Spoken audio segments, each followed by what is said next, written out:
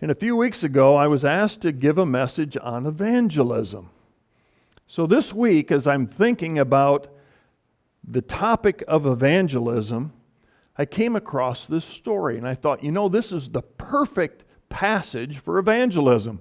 Not because it gives you a 5-step program that you can use to reach your friends and neighbors, because it doesn't. In fact, the passage tells us nothing about how to evangelize the lost. It doesn't mention the first thing about how to effectively communicate the gospel. But what Jesus shows us in this passage today is how we can see with the eyes of a doctor. Now, in order for this passage to make sense, I need to back up a little bit and let's look at the background of this passage, because it's important to understanding the background. If you turn back to Mark chapter 1, Jesus here is beginning his ministry. And what he is doing in our story today is showing the world what that ministry will look like. So go back to Mark chapter 1. In Mark chapter 1, you notice that John the Baptist is on the Jordan River, and he is baptizing people. Now, this is Israel right here. And even if you can't see the towns, this is the layout of Israel. Here's the Dead Sea. Here's the Sea of Capernaum and the Sea of Galilee. And this is the Jordan River coming down through this valley. Now, John is somewhere just below the Sea of Galilee here, baptizing on the Jordan River. And Jesus comes to him and says, I want to be baptized. And so John baptizes him. And then Jesus goes out here into the Judean wilderness somewhere, rugged country, and he spends 40 days where the passage tells us he's tempted by the devil. And after that 40 days, Jesus comes back, crosses the Jordan, and begins to walk up the west shore of the Sea of Galilee. Now, as he's walking along, he starts running into people. A fisherman, not by coincidence. He runs into a guy by the name of Peter and Andrew, James, John, Philip, and Nathaniel. And by the time he gets to the top of the Sea of Galilee, where the city of Capernaum sits, he has 6 disciples. 6 disciples by the time he gets there. Now, upon arriving in Capernaum, if you look at the first chapter, we find him starting to heal people. He drives out an impure spirit. In verse 29, it talks about him healing many people around Capernaum. And then, as Jesus often did, one morning he leaves the city, goes out into the countryside, probably on a hill overlooking the beautiful sea, and he spends time in prayer. But sometime after he's finished praying, some leprous people find him and he heals them. We see that at the end of the end of chapter 1. So you see this healing ministry already beginning. Now look at chapter 2, verse 1. Now a few days later, when Jesus again entered Capernaum, the people heard that he had come home. Jesus, now beginning his ministry, no longer is living in Nazareth, which is over in this area here, but rather he's moved to Capernaum, and that's where he stays for the majority of his ministry. Most of the miracles he did were just north of the Sea of Galilee, in that region near Capernaum. That brings us up to our text this morning. But before you can understand how this text makes sense, I need to go back about 30 years. 30 years to about 4 BC, which we know now is about the time Jesus was born. Herod the Great ruled this whole region here. All of this, including Samaria over here. Now, when he died in 4 BC, for whatever reason, the Roman government decided that's too much territory for one person to rule over, so they distributed it into his 3 sons. Archelaus took this area of Judea and he ruled over that. Antipas ruled over this section over here, west of Galilee. And then Philip ruled this whole area here, which we talk about today as Syria. Okay, so you've got this Israel now carved up into 3 sections, ruled by 3 different people. Now pay attention, I promise this will make sense in a minute. Over here is the Far East, way over here, and there's a road that comes out of the Far East, comes down into the middle of Philip's territory, crosses over into the territory of Antipas right above the Sea of Galilee, near or in Capernaum. Then it comes down through the center of Israel all the way to Egypt. It's called the Via Maris, and it is the main trade route of the entire world. And it comes just outside of Capernaum along the north shore of the Sea of Galilee. Now, why is that important? Because Rome figured right where that road goes from Philip's territory into Antipas's territory, what a perfect place to put up a toll booth. And let's charge people for passing down the road. And who do we find in our story sitting in that toll booth? Levi, the son of Alphaeus. And he's collecting the tax on anyone that travels down that road. Now Jesus walks out in the country one morning and runs into him sitting in the toll booth. Levi was a publican. A publican is a Jewish person who buys the tax franchise from the Roman government, usually for a region.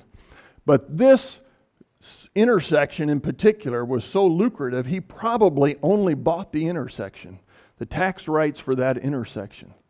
If you remember your Old Testament history, by the way, Solomon became so rich because God allowed him to control that trade route through Israel. So here we find Levi, the publican, sitting there collecting tax. Publicans were hated by the people of Israel. Absolutely hated, because they sided with Rome against their own people. They profited from Rome, because what Rome said was, you can collect whatever rent you want, here's what we want. So whatever else you charge, you can keep. And so they would look at somebody walking down the road and they'd say, that guy's got a sport coat on, he looks pretty good, I think I'll charge him more. You know? And that's what they would do. So they were hated by the people of Israel. In fact, the general feeling about a publican was that they were traitors to the nation of Israel.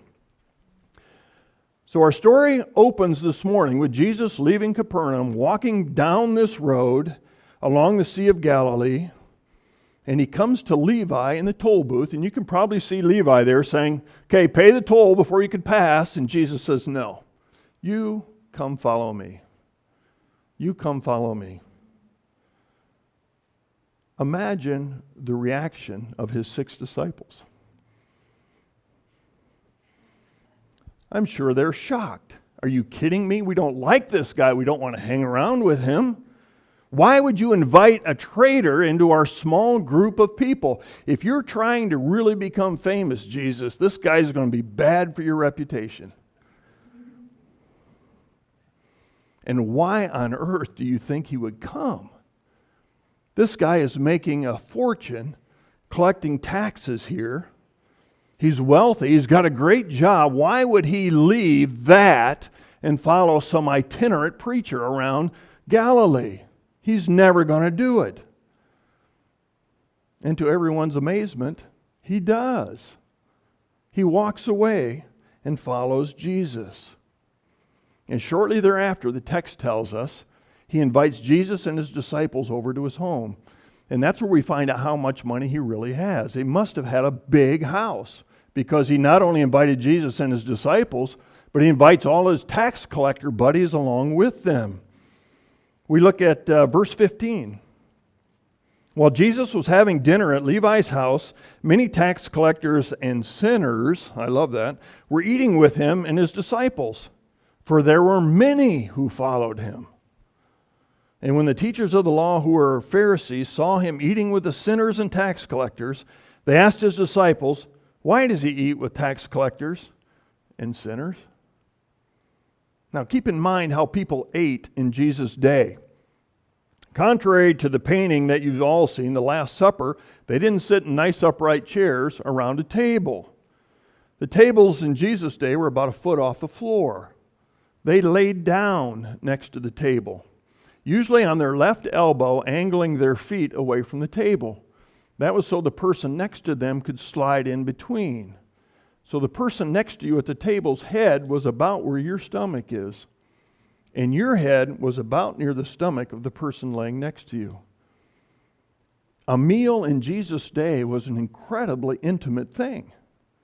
Not at all like what we do today. We invite people that we don't know well out to dinner, right? Or maybe to our house for lunch. We usually keep a table between us, right? Depending how comfortable we are with them. But to eat a meal in Jesus' day was incredibly intimate, which, by the way, is probably why Jesus wanted to have the Last Supper with his disciples. He wanted one more intimate experience with them before he went to the cross. But it's also why the Pharisees were so upset.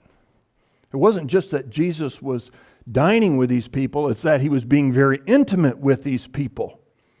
And here's the question I want to ask you today, because it gets to the heart of the matter. What did the Pharisees see when they looked at the people in Levi's house? What did they see? The text tells us they saw tax collectors, those treasonous extortionists, lovers of Rome, haters of Israel. They saw sinners. Sinners, by the way, were the term they gave to those people who didn't practice Jewish rituals or the religious holidays. In other words, they saw unreligious people as they defined religious people. They were unworthy, unlovable. They were outcasts. They saw people who were not like them. They looked at the people gathered in Levi's house with the eyes of a judge. By their standard of righteousness, these people were guilty, unworthy of the master's attention, the master's presence, and the master's mercy. They looked at these people and said, they are unworthy of the love of God. And before we're too hard on them, I wonder how often we look at our world the same way. How do we view the homeless man begging on the street? Or those with different political ideologies, different social backgrounds, sexual preferences? How do we look at people who just make bad decisions in life? Too often we look at them and say, well, they deserve it. They've got what the choice they've made. We look at them with the eyes of a judge and say they don't deserve God's grace. Deep down, sometimes I wonder if we think that God's grace is reserved only for those who are successful, religious, and Republican. But the Pharisees looked at these people through the eyes of a judge and condemned them of being unworthy of God's grace. But Jesus didn't look at Levi with the eyes of a judge. He looked at him rather with the eyes of a doctor. Look at verse 16. When the teachers of the law, who were Pharisees, saw him eating with the sinners and tax collectors, they asked his disciples, why does he eat with the tax collectors and sinners? On hearing this, Jesus said to them, it's not the healthy that need a doctor, but the sick. I have not come to call the righteous, but sinners. Jesus looked at Levi and said, here is a man who needs the healing grace of God. Here's a man broken by sin, alienated from God, facing an eternity without the presence and love of the Father. And Jesus had compassion on him and wanted to see him healed of the ravaging effects of sin. So Jesus introduces him to the grace of God, the only thing that could change his life. And I think that's the lesson Jesus wanted his disciples and us to see. We do not know who God will save and who he will not save. But when we look at the people God has placed in our lives, we need to see them through the eyes